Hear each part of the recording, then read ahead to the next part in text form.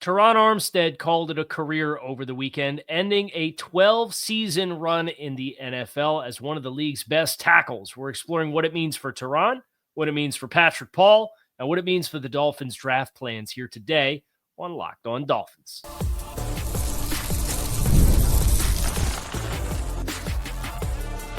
You are Locked On Dolphins, your daily Miami Dolphins podcast, part of the Locked On Podcast Network. Your team every day. All right, Miami, welcome to another episode of Locked On Dolphins. It is your team every day here on the Locked On Network. I'm your host, Kyle Krabs, a lifelong Miami Dolphins fan, host of Locked On Dolphins, co-host of Locked On NFL Scouting, author of Touchdown Miami on Substack, and the NFL Draft lead for the 33rd team. I want to give a special welcome and shout out to our everydayers because it is your team every day. We don't just say it. We live it here on the Locked On Network. Today's episode of Locked On Dolphins is brought to you by Monarch Money. Take control of your finances with Monarch Money. Use code LOCKEDONNFL at monarchmoney.com for 50% off your first year. The Dolphins got the decision they were waiting on from Terron Armstead, their Pro Bowl left tackle, who made the decision and announced over the weekend that he will be hanging up the cleats. That's 12 years at the NFL level for Terron, the last 3 in Miami with the Dolphins, and he rides off into the sunset, having played the most snaps in a single season since 2019 and tying the most games he's played in a single season throughout the entirety of his 12-year career. Hard to top for Terron Armstead, who is a first-class football player and a first-class person, leader in the community, a leader in the locker room. Make no mistake, the leadership element of Terron Armstead and his absence for the Dolphins, it will be missed as he moves on to the next chapters. But first and foremost, football aside, congratulations to Terron. Congratulations on an outstanding career. Excited to see what is next for you. But for the Dolphins, this, to me, always kind of felt like, and when you talk business and when you talk roster transactions and team building, right, you lose some of that human element that exists. And when he restructured his contract down to minimum salary, the understanding at that point in time was this is proactively either Terron's going to move on, or even if Terron decided to come back, I felt it was likely that the odds were long that the Dolphins were going to sort something out. He bought himself the extra month to make and come to terms with his decision, but by negotiating his salary down to the base minimum, that's kind of the standard operating procedure when players go into retirement. And the Dolphins will carry Terron Armstead on the active roster until after June 1st. This is a large assumption on my part, but the numbers don't make sense otherwise. And they will process his retirement after June 1st, at which point he will count as a post-June 1st cut. But because he's only on the books for minimum salary, he's only going to cost the Dolphins $1.2 million with his minimum salary until they process his retirement. If they were to process his retirement now, all of his prorated money from past years and cash that he received would accelerate up. They'd lose cap space. They'd lose a significant amount of cap space.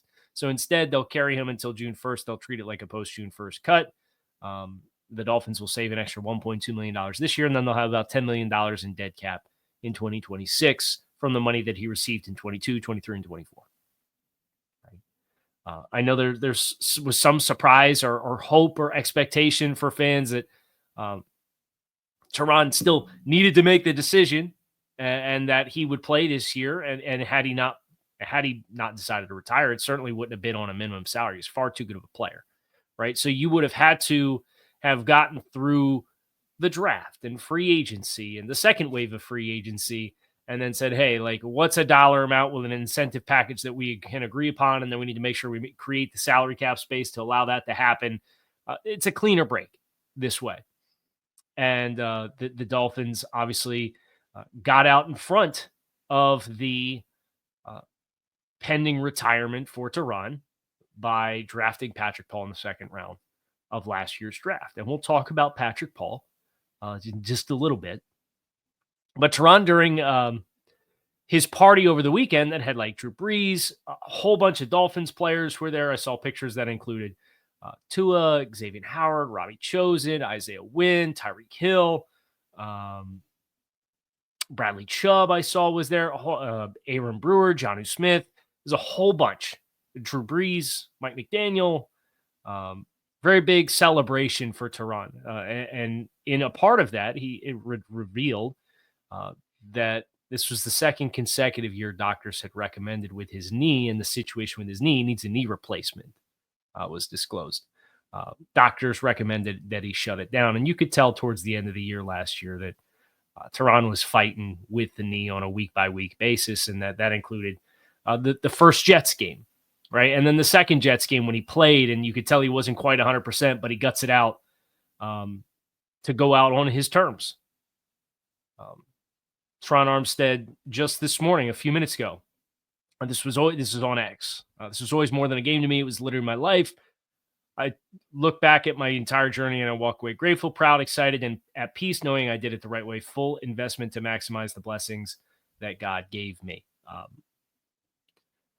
I certainly think if Terron Armstead had come back in 2026, he would have had a hard time topping the season that he put on display. I think he was the best version of himself for the Dolphins this year, which is impressive given the fact that for the second straight year, doctors told him to shut it down and he needed a knee replacement, and he fought through it, and he played to the caliber which he did. It's a loss for the Dolphins on the field. It's a loss for the Dolphins in the locker room.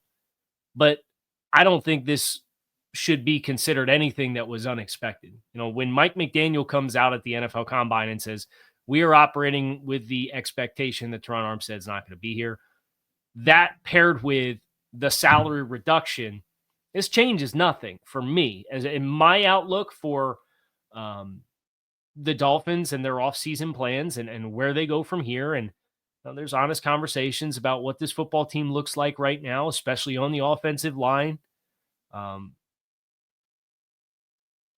There's work yet to be done.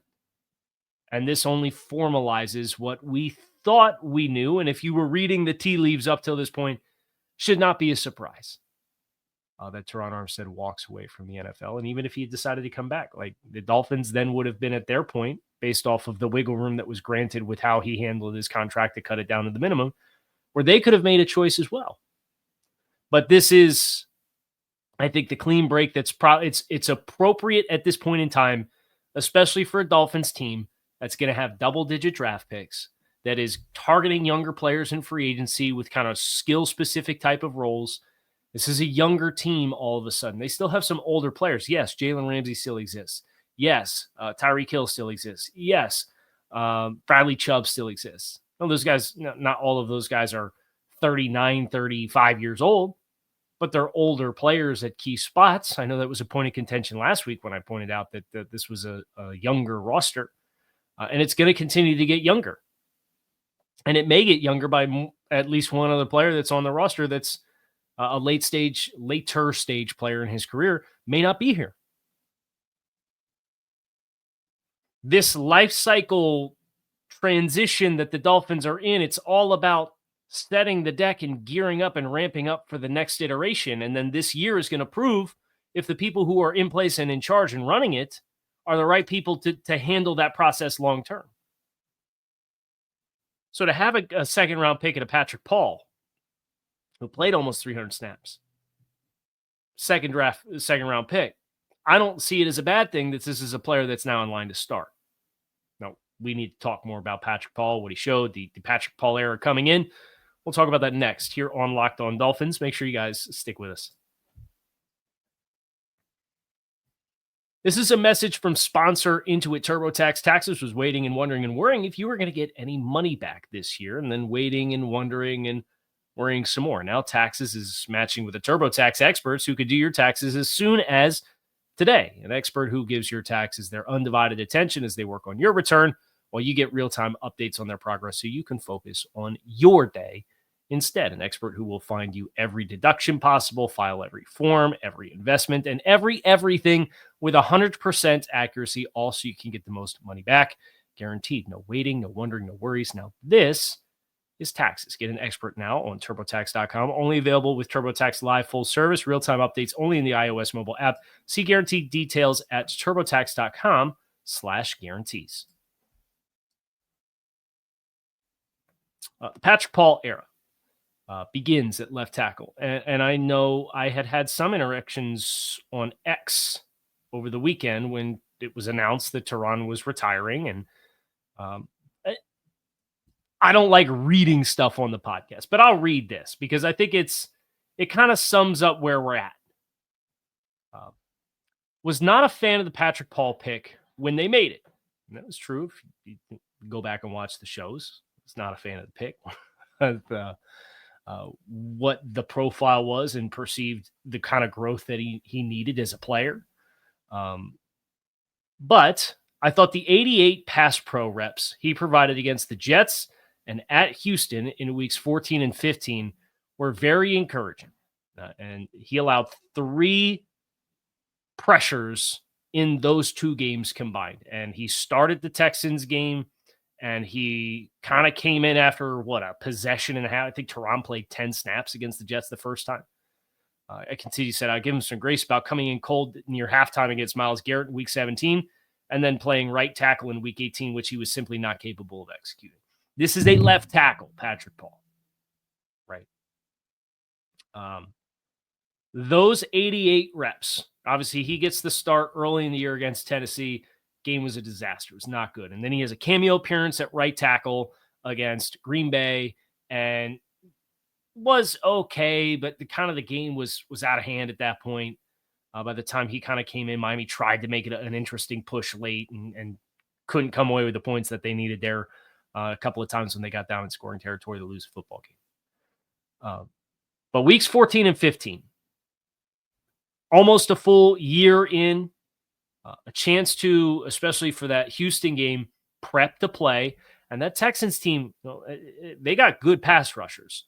And that was not a advantageous game script. And neither, if we're being honest, neither was the Jets game. Right? Both of those games, they kind of chased the game the entire time. Deficient, negative game scripts, 88 pass protection opportunities, 3 pressures in that stretch of time against some good pass rushers. Now, not every rep that he took was against good pass rushers, right? Not every defensive end that the Jets brought to the table was a guy that you're like, ooh, this is a rough matchup. But that 1-2 combination of games is what I look at. And I say, if it's going to click for Patrick Paul, this is what it's going to look like. And I think it's a sturdy series of reps and opportunities. And then the play that he had the previous week against New England, I actually thought he was really good in the run game. It's going to be a matter of putting everything together. There is more high variance.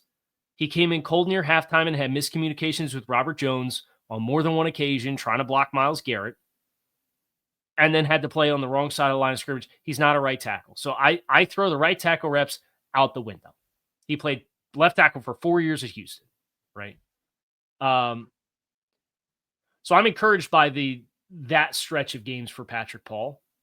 And then the follow-up that I had was I see no guarantees for success, but I did see enough to keep me from drafting a tackle at 13 unless said player could feasibly play guard and serve as a starter solution and simultaneously Patrick Paul insurance, because Pat is not built to play inside and his right tackle tape is not it.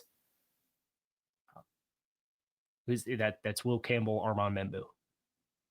Right? Like that's it for me at 13 for offensive line options. And if neither one of those guys is there, I'm not picking them. And if either one of those guys is there, I might let need and protecting the quarterback take over and take the wheel at that point and say, yeah, I'm going to draft him because he's going to play, he's either going to play right guard or left guard, depending on where James Daniels lands. And Pat Paul's going to be the other guy at left tackle. But the Patrick Paul discourse that now exists that I had seen some of in the response to that post was the question is, do you just give him the starting spot? And my answer is yes. You used a second-round pick on this player. It's not like you drafted him and unquestionably gave him a starting spot as a rookie and had no other fail-safes in place. He was OT4 last year, potentially OT5, like with Keon Smith, who's going to be back this year as well. So he does that for a year, and he does and gets better with the reps that he has. now has an entire offseason to grow. I want a sturdy veteran tackle option on the roster to serve as insurance for both him and Austin Jackson. I want a swing player. I don't know that Larry Borum's that. I wouldn't consider him to be that. And I don't know how many eggs I'd put in the Keon Smith basket. So I'd probably be looking for a vet player. But I can't sit here and get mad that they're going to draft Patrick Paul, have him go through a year and develop in the scheme, and then proceed to give him the starting job because they feel like he's getting unrighteously handed a starting position when simultaneously there's been other draft picks the Dolphins have had that the Dolphins have gone out and gotten veteran players to either give them competition or start in front of those young players. And people get mad about that because they say, well, if you would have hit in the draft pick, then you wouldn't have needed to sign a player to start this position anyway. So that's one of those ones where, depending on who you sign, like people are going to be mad you signed somebody or you signed the wrong guy, or they're going to be mad you didn't sign somebody and that you're not giving competition to guys that need. This is the succession of keeping your roster intact. And it's a bet that you're placing on Patrick Paul. Will he be as good as Terron Armstead? No. Of course he won't be as good as Terron Armstead. Very few people in last 20 years of playing offensive tackle at the NFL level have been as good as Terron Armstead. But if you're getting more consistency with who's there and for how long and practicing next to the left guard throughout the week, right? I mean, Terron most weeks barely practiced, if he practiced at all. His first year here, he didn't practice at all and then would just play on Sundays. So I would like to have James Daniels next to Patrick Paul. That's my personal wish list. And Daniels has played all three spots on the interior. I think James Daniels can be a part of the leadership vacuum that's going to be left behind by Terron Armstead. And coming from an organization like Pittsburgh and the experience that he has there, I think that's very valuable to bring into an offensive line where Terron came from New Orleans with the success that they had as a unit and took over as a leader and kind of was the linchpin and the cornerstone for the entire group. I think James Daniels can be that. And you know, you're kind of getting into a younger nucleus that you can push play and hopefully move forward with.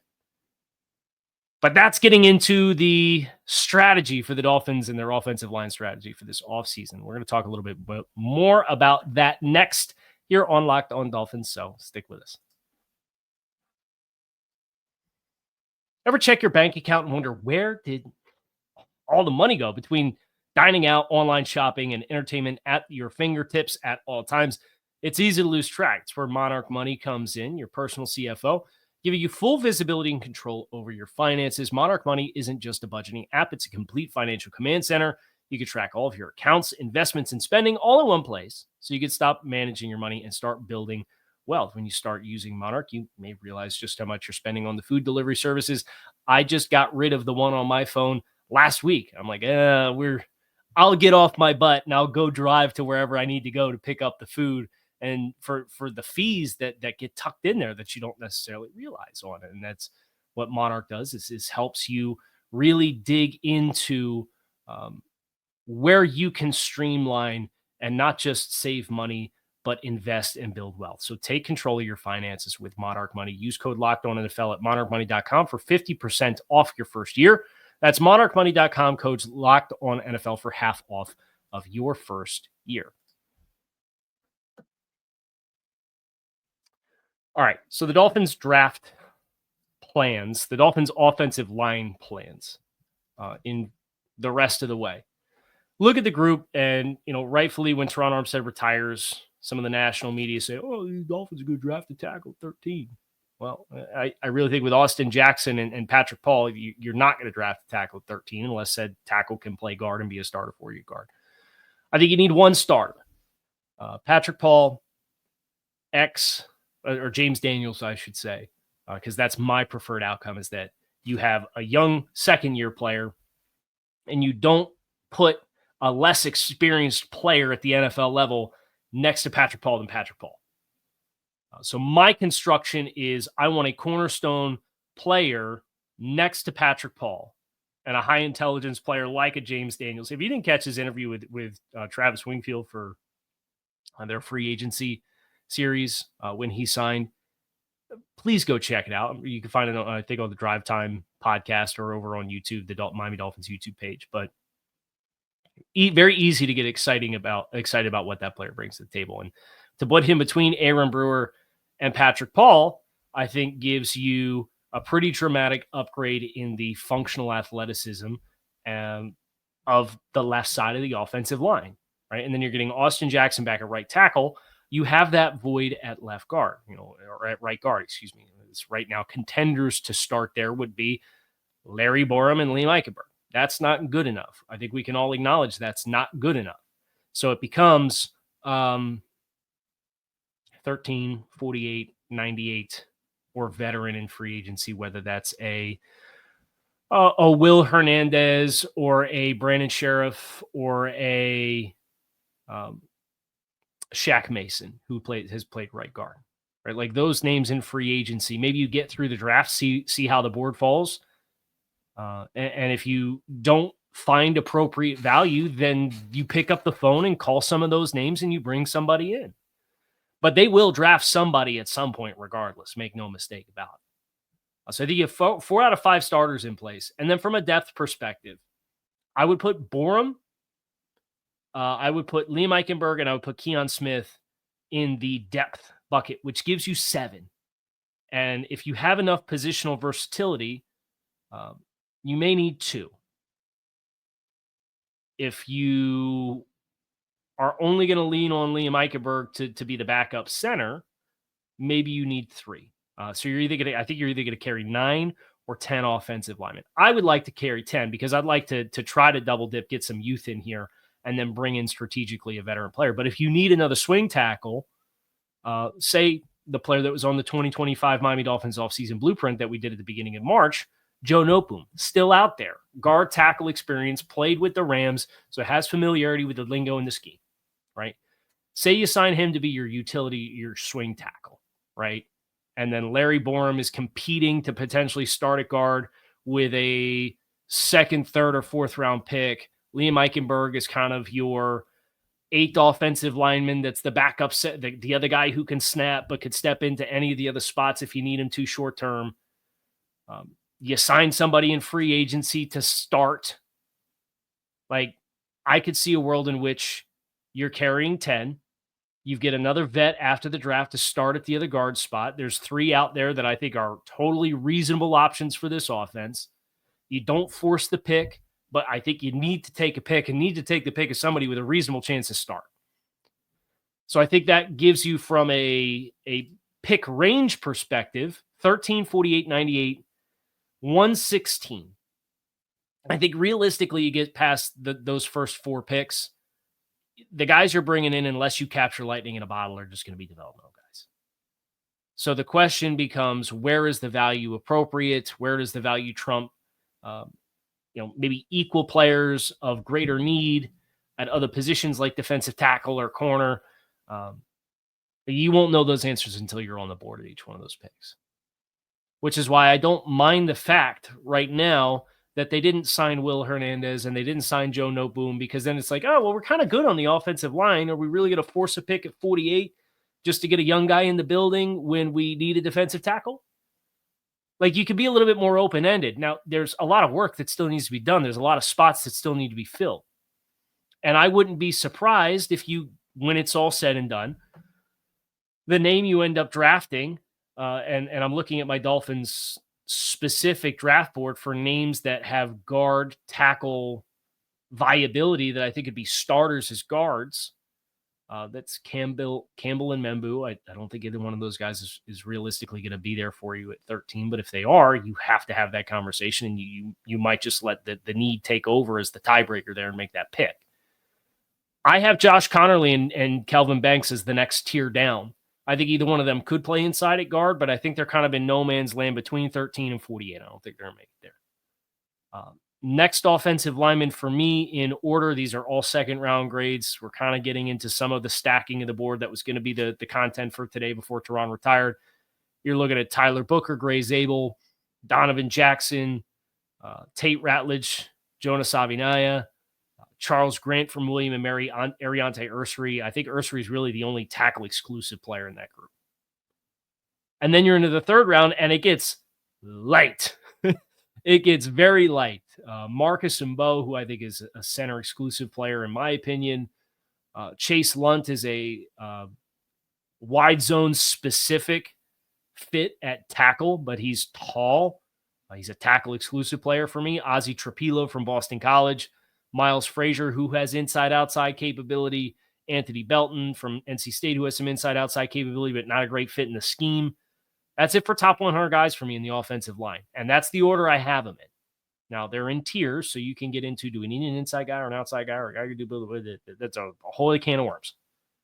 I would assume you're going to look for guys like Campbell, Membu, Connerly, Banks, Grant, Zabel, Savinaya, guys that can play inside or outside. Miles Frazier. You get down in the fourth round range. This is where I about run out of options. I got two names I really like here in Caleb Rogers and Jalen Travis. But they're both Big 12 offensive linemen, right? Where there's a little bit of a leap there. And you know, Travis played in the Ivy League before he transferred to Iowa State. So that's the kind of list for me. If I was going to pick out names, guys that give you some flexibility, in each one of those spots, those are kind of the options that I have. And I would expect, they're going to draft one of those names or one of the other names that maybe they're a guard exclusive player. Then they're probably at minimum going to sign one free agent veteran after the draft. But let the board come to you and see how it falls. There's enough options that are out there, and there's not really a lot of urgency to sign players right now. But drafting Patrick Paul in the second round last year, Mike McDaniel saying we're operating with the assumption we're not going to have Terron Armstead. Terron Armstead agreeing to cut his salary all the way down to the minimum, so there's barely any implications for the Dolphins to carry him while they figure out what they're doing and what he's doing. All of it has built to this. I don't think there's any change at all in the offensive line strategy versus what it was on Friday when you woke up and got out of bed. Terron was leaning towards being out of here. And now he officially is. So that's going to do it for today's recap and tip of the cap to Terron Armstead, one of the greats of this generation of offensive tackles. It's been a privilege to watch him play the last couple of years. Obviously, you wish you had seen more of him on the field, but that's the game. And that's the terms that Terron walks from the game with, is that he left it all out there and found a way to put together a season he could be extremely proud of in year 12 as his final campaign in the NFL as a beloved member of the Miami Dolphins. That's going to do it for us today. Keep it locked in right here on Locked On Dolphins, your team every day. We're out of here. We'll got more coverage coming your way as we get ready for the 2025 NFL Draft. Have that coming your way soon.